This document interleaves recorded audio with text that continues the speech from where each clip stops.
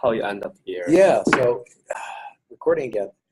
One thing we launched right into the technology. We didn't talk about ourselves. Yeah, exactly. Like who we are. So let's talk about that. So I'll give you a little bit of background on me. Way back in 1989, I started working for Oracle Corporation, which is a big database software company.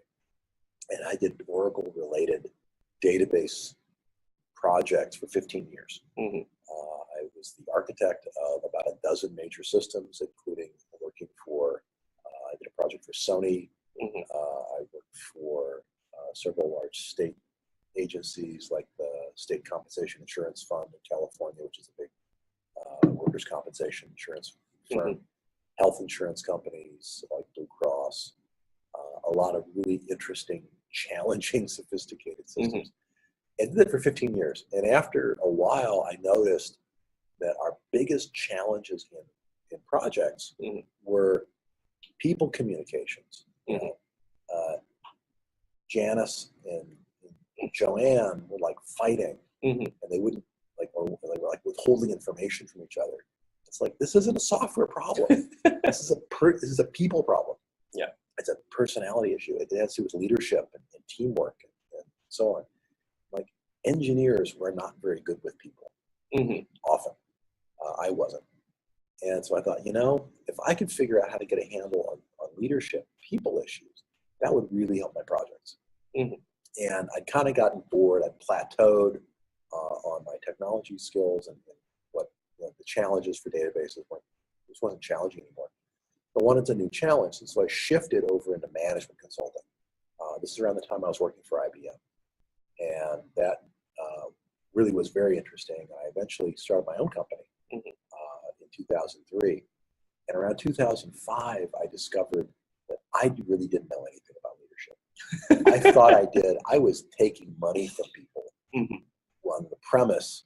I wanted to go back and give them all a refund because I got hit in the face with a realization that I wasn't nearly as good as I thought I was. And I really had to go educate myself. I spent the next 6 years studying what is leadership, how do people work in teams. And by 2011, I was starting to really understand it well. And by 2014, I had uncovered something that I call the only universal truth of leadership. And the only universal truth of leadership is basically this, that we do our best work when we work for a boss who values us as individual human beings and keeps us emotionally safe so that we can try things, so we can make mistakes, so we can ask for help, admit we don't know things, all of which help the team. These are all behaviors that help the team. But if you don't feel safe admitting a mistake, if you don't feel safe asking for help, then you're not on a safe team, and that's because your boss is not creating safety. So the first half of that universal truth I mentioned is the boss must create a cocoon, a space of psychological safety where everybody can bring up issues and learn. And then the other half is the boss then has to hold a very high standard and expect you to get over it. Because otherwise, if it's just safety and there's no bar to get over, then it's like a country club. Oh, look, we all safe. Oh, yeah, we show up and we write some code. Zero stress. Yeah, no stress. And it's like, there's no greatness. There's no challenge. There's no achievement. There's no stretching yourself.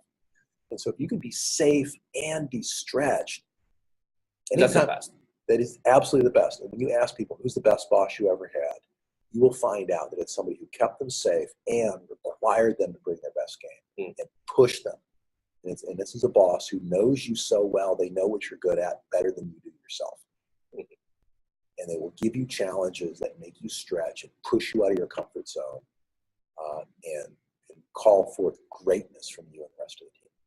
Right. And so keeping people safe while making them grow, both at the same time, that's what it's all about. So that's great leadership.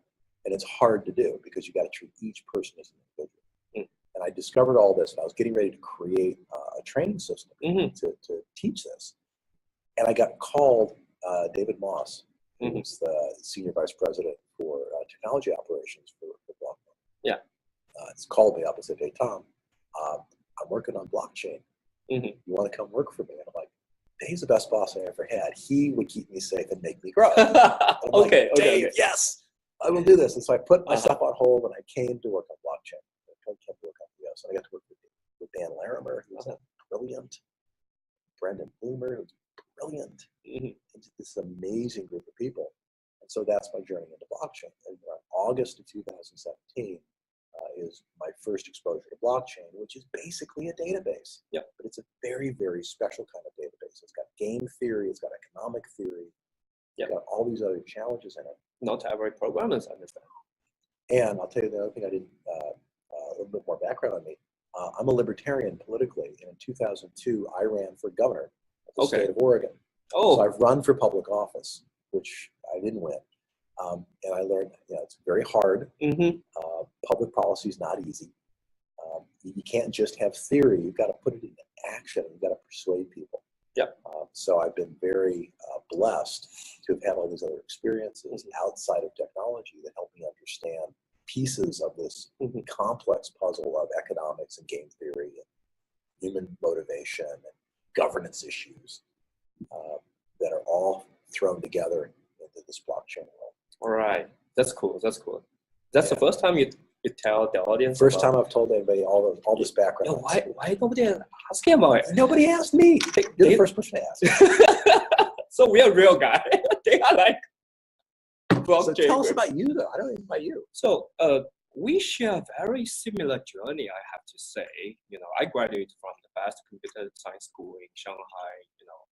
Shanghai Jiaotong in 2003. After that, I started programming like 30 years ago. Like one was very small. The one who went to the same computer programming school, we got 2 CEOs, 3 VC guys in technology space, like top 50 richest people in the world. But to me, after my graduation, I have never written a single line of code because I want to. What I think, I started very early, by programming. What I think is, how do we bring technology to the real business to improve the efficiency of the process? So I say, what brings most of value there? What's the real, world connected to a computer world with? I found the numbers. So I started my career in an accounting firm. Like half of our team guys, started their career in accounting firm, rather than, technology firm, because it's the only place you combine the numbers with the reality. Well, accounting is the language of business. Exactly. Yeah. So for my first 10 years, I work on accounting, I work on equity side.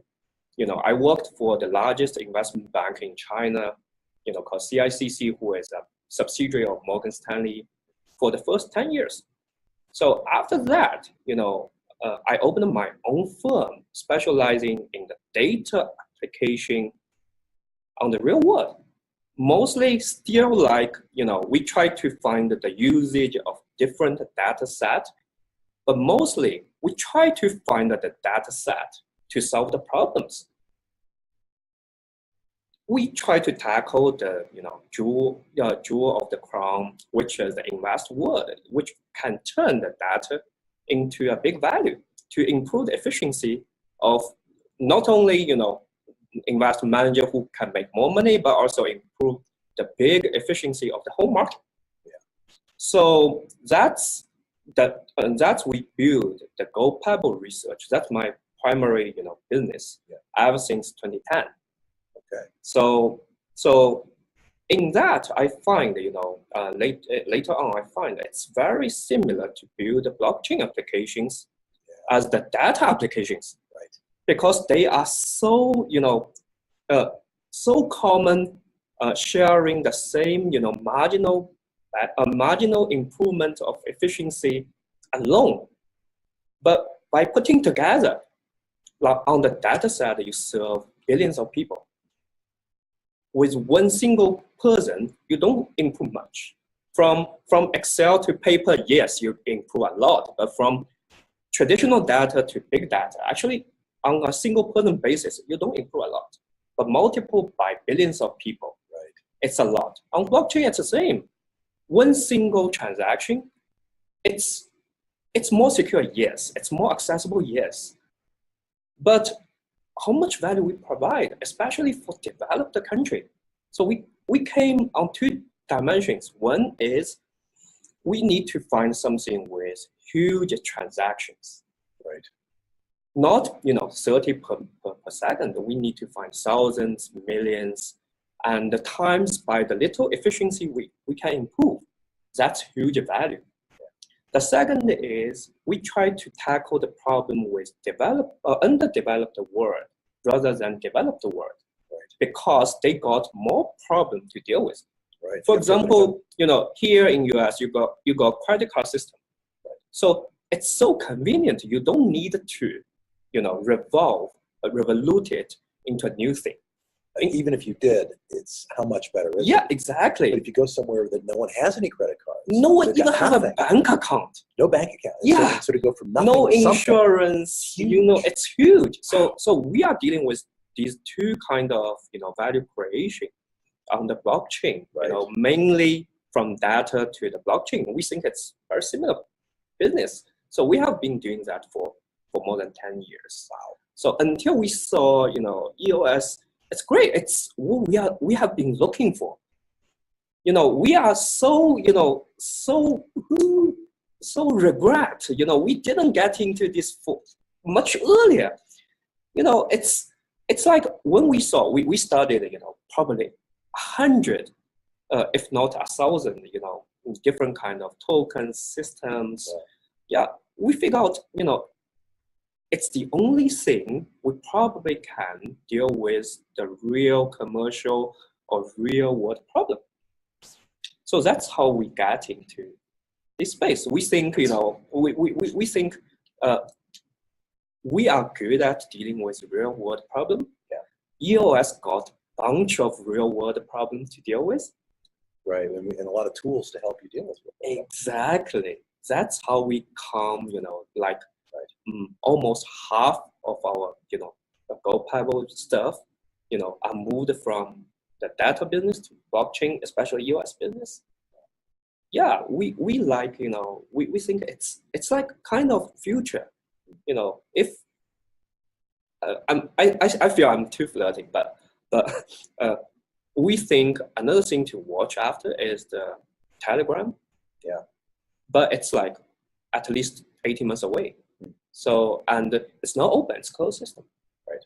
So we got a really, really great chance in EOS can help to, revolute the whole real world with the blockchain technology.